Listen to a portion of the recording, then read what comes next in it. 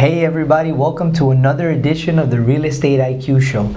Today I have the great pleasure of having my friend Alejandro Leal, life insurance and asset protection specialist, here to talk to us a little bit about risk mitigation and strategies for wealth preservation in our real estate investments. Alejandro, welcome to the show. Thank you so much, Ricardo. Thank you for having me. Over the last 10 years, Alejandro has advised over 250 family and investor groups in risk mitigation and wealth preservation strategies across multiple generations. And we have talked a lot about how when a group of investors, a family is considering a real estate investment, us as real estate investment advisors talk about market risks and volatility in the markets. We talk about exit strategies to consider for investors, but you have a much broader perspective on the subject. What are some additional layers, additional strategies that you advise your clients on in terms of risk mitigation and wealth preservation? It will depend definitely on the type of family or on the type of group of investors that are involved in a single transaction or in multiple transactions. My message is that it's not that one size fits all. Every single need of every single client, of every single relationship, but there are some other things that needs to be taken into consideration in order, for example, to minimize taxation, not only in the short, but in the middle, in the long term, and also to implement the right strategy in order to reach that goal of the state preservation from a multi-generational basis, under a multi-generational basis. When talking about real estate investments and you just hear what people think and talk about, I think one of the biggest myths out there and one of the most misunderstood parts of real estate investing is that people just feel if they simply set up an LLC or a legal vehicle that should be enough to protect them. Yet there are multiple ways to organize an investment that could actually be better. What are some of those ways that you have seen? You gotta see it not only from a taxation point of view, but you also gotta see it from an asset protection point of view. It's not only an LLC, for example, it will not be a good advice to put inside a single LLC a group of properties. If you're talking or dealing with a group of investors, you will set up aside several of them, and you will also create another layer. If they are foreign investors, that additional layer of protection should be located outside of the US in order to avoid taxation. There are certain things that, for example, because we got a broad of different scenarios, as I said at the beginning, depending on the type of investors that we're talking about. But if we're talking about a group of investors where some of them are US citizens or US taxpayers, the entire conversations change. Because you also should take in consideration to implement strategies like, for example, buy-sell agreements. Let me explain you a little bit about what that buy-sell agreement strategy means. Let's say, for example, that you and I decide to become partners and to invest into a single piece of real estate. We are both partners of an LLC. What will happen if I die, Ricardo? What will happen to my investment? You're gonna have to deal now with my wife. And you love my wife, right? Very nice person. But definitely, but not, you know what, not necessarily. You guys share our point of view on the long term, right, what we wanted to do or how do we wanted to reinvest that real estate asset, right, that we decide to put into a partnership. And this is a very real example because it's an uncomfortable one. You know, yes. You decide to partner many times with friends or family, and these kinds of conversations are not always had before we go into the real estate investment. Exactly. So what are the kinds of strategies like a buy-sell agreement? What would that look like? Well, that will be a contract when we set up the rules of what will happen and what will be my exit strategy under the understanding that what is the amount that, for example, my family will receive for the investment that we made. And we will put it out in paper, we will put it on a contract, but then come the most important part, how we're gonna fund it. And believe me, we are not gonna be able to cover and to explain every single strategy, but my point is, to your question, that you need to address certain issues and not only fell in love with a with a specific property. Right, and that happens a lot. You find your real estate advisor, you go out, you look at 5-10 properties, you fall in love with the property, you don't want to lose it, you want to rush and put the contract, and you haven't kind of done the homework Exactly. that is required to set yourself up for success in the long term. We see this scenario too many times, especially with families, that part of the objective they have with a real estate investment is one day inherit it to their children or grandchildren. Yes. Talk to me a little bit about this. We need to take in consideration what instruments are we need to put in place in order to have guaranteed that transfer of ownership among generations. For example, we need to have a will in place, but a will not prevent you or will not exonerate you from the probate process. So you also should need to put or to consider to establish trust agreements, depending on the type of families, revocable trust, in order for those assets not to go into the probate process, which can be very complicated. It never takes less than 9 months. It puts you on a very not favorable situation in terms of what I call an indirect tax, which is what we end up paying to attorneys in order to be able to transfer. Right.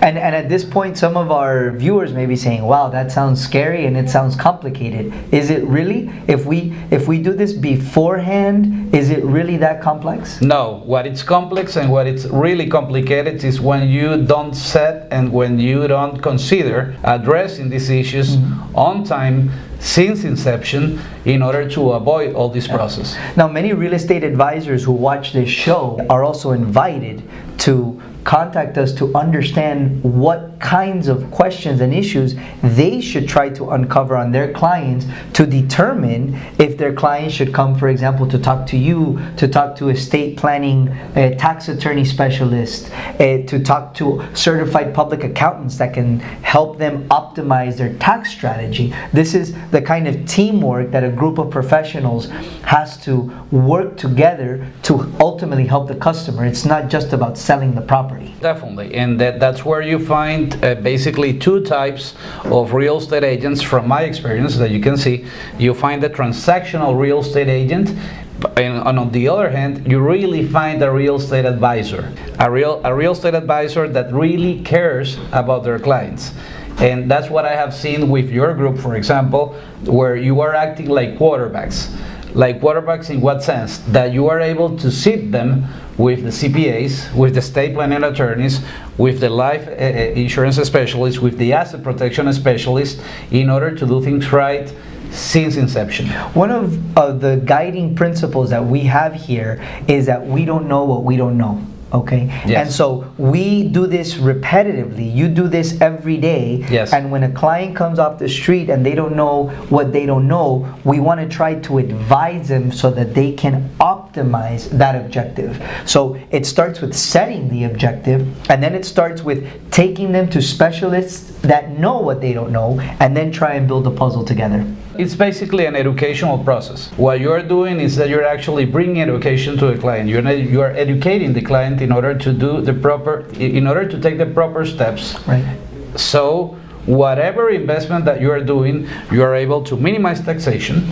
You are able to guarantee the transfer of the ownership from a generational point of view, and so many things that you are able also to protect that assets against creditors, because that's something that some people don't think about that much.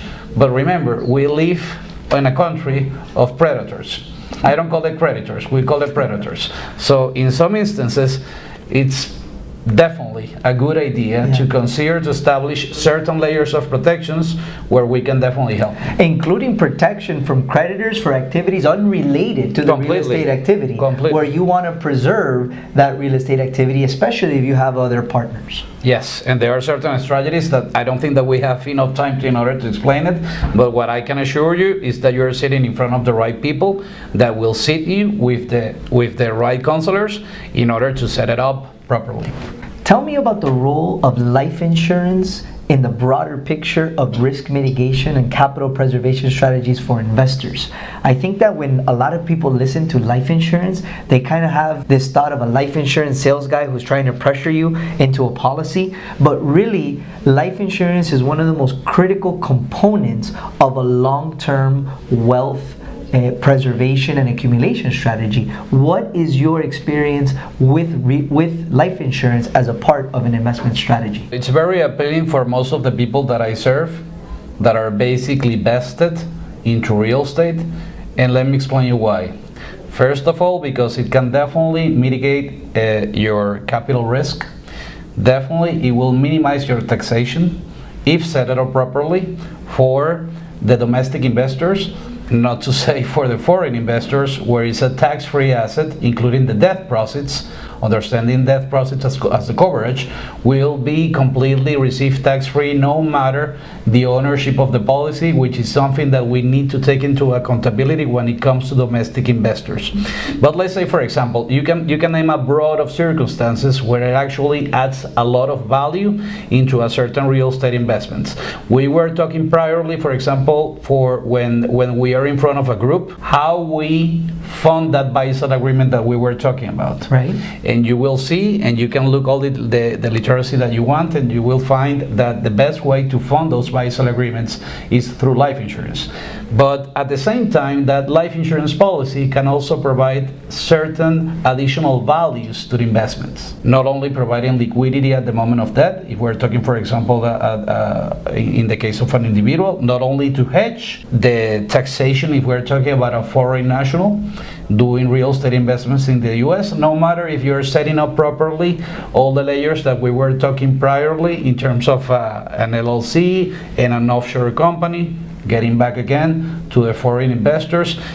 There are certain strategies that certain people, it's a shame that they think that it's one or another. It's a misconception. It's a completely misconception. I mean, they complement each other so well. Right.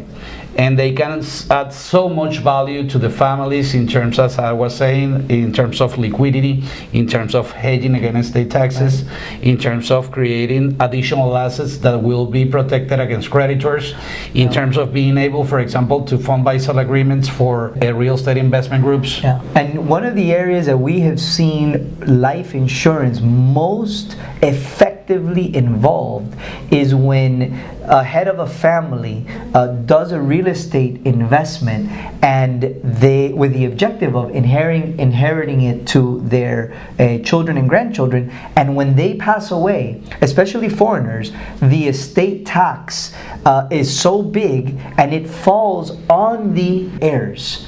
And now the heirs don't have the cash flow, the liquidity to pay for the estate tax, and then they have to sell the asset, which was the exact opposite of what the matriarch or the patriarch wanted with the original investment. You are completely right, but let's say, for example, that subject is covered.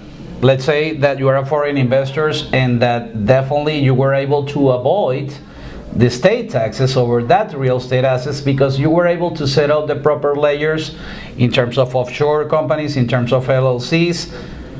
What else can do life insurance when that strategy, when those layers are put in place? It's bringing liquidity. Why?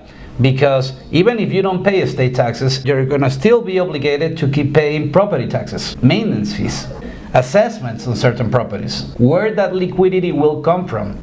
And maybe the answer will be, well, it will come from renting those properties. And what about if I want to enjoy that property? What if I want that my family enjoy that property in the future? Excellent point. Yes. So you see, it's not that one way or another, that it's a complete misconception. Well, what it sounds like is that it maximizes the flexibility of options, right? And especially at a time when you're dealing with a painful death in the family, it's a very emotional time. Sometimes you're not, completely focused on all the logistics and all the details about the investment portfolio, and this gives you a little bit of peace of mind. Or the death of a business partner. Believe me, less what you want to expect is that the wife of someone that you trust so much, like to invest money together into a certain asset, knocks you on the door and asks you, where's my money? Right. No, we don't set up this business in order to sell the property. No, but you don't understand. I need the money. Those are the types of situations that you can actually avoid. Mm-hmm. Not to say, again, Ricardo, we're not going to be able to cover All those scenarios. all the scenarios where this can be so useful for so many families and for so many individuals. But getting back to the point, as I was saying at the beginning, every case is a different, completely different picture. And with that, I'm going to invite all of you to reach out to us, ask questions, ask for advice.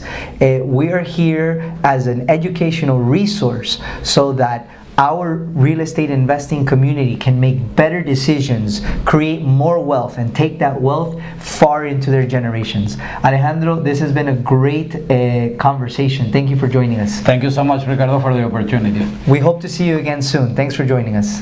Thank you.